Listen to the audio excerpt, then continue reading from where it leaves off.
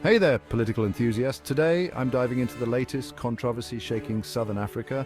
At the center of the storm are two key figures, South African President Cyril Ramaphosa and Zimbabwean President Emmerson Mnangagwa. So, what's the drama? Ramaphosa recently backed Mnangagwa's SADC Chairmanship. On the surface, it seems like a straightforward show of regional solidarity, right? But dig a little deeper and things get murky. Mnangagwa's government has been widely criticized for its brutal crackdown on pro-democracy activists, masked men attempting to raid activist offices, over 160 detentions since June, and allegations of election rigging. Yeah, it's a pretty grim picture. And yet, Ramaphosa stood by his side, calling for the removal of sanctions against Zimbabwe. This move has sparked outrage. Many see it as a betrayal of the region's pro-democracy stance. Critics argue that by supporting Mnangagwa, Ramaphosa is turning a blind eye to human rights abuses. And it's not just the activists who are fuming. Ordinary citizens are frustrated and disappointed.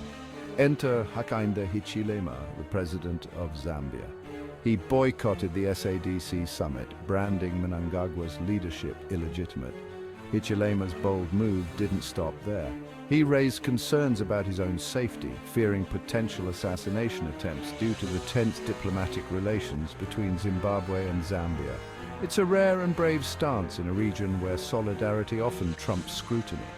The SADC summit, held in Harare, was meant to be a platform for regional cooperation. Instead, it highlighted the deep divisions and mounting tensions. Activists are calling out SADC for its silence and inaction. They argue that the organization's credibility is on the line. Ramaphosa's support for Mnangagwa has only deepened these concerns. It sends a worrying message about the region's tolerance for repression and human rights abuses. Many are questioning whether SADC truly stands for the principles it claims to uphold. So what's next? The pressure is on SADC to take a stand. Activists and human rights groups are demanding accountability. They're calling for a clear and decisive response to the growing crisis in Zimbabwe. Will SADC step up, or will it continue to turn a blind eye? In the meantime, the people of Zimbabwe continue to face an uncertain future. As the region grapples with these complex issues, one thing is clear. The fight for democracy and human rights is far from over.